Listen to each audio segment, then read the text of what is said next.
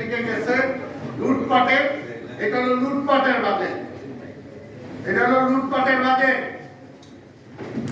তাই আজকে এই বেনজির বাজেটের উপরে কি বলবো, মানুষের কথার উপরে ট্যাক্স বসে, মানুষের কথার উপরে। এই যে মোবাইল আপনি কথা বলবেন না, এটা আবার ট্যাক্স বাড়াই দিচ্ছে, বসানো মানে কি বাড়াই দিচ্ছে। আমি জানি যে মহাসচিব আমার কথার উপরে একবার বুঝবে, আমি জেনে শুনে আমি বলতেছি।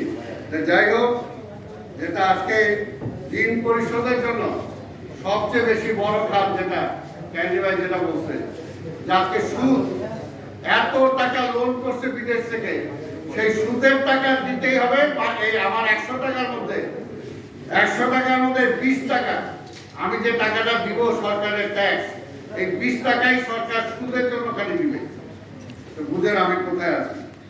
আর একটা দিবে তার এই যে বিশাল প্রশাসন, মাথামারি প্রশাসন, এই প্রশাসক যারা আছেন তাদের বেতনের জন্য দিবে আজকে সেকেন্ডারি যেটা আছে 15.8%।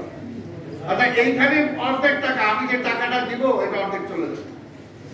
আরেকটা কথা বলি, যে ব্যাংকগুলো থেকে, আমাদের স্থানীয় ব্যাংক থেকে সরকার ঋণ খেলাপি, কি বিন্দু ভাই, সরকার ঋণ নিজেই ঋণ খেলাপি, যে ঋণ নিচ্ছে এই ব্যাংক থেকে এই ঋণই তারা শোধ করে না।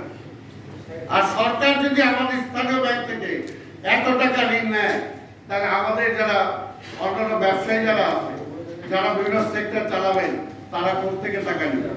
এমনি একটি অবস্থা। আমি আরো বললাম না, মহাসচিব আবার একবার বলবে। আপনাদের সবাইকে ধন্যবাদ।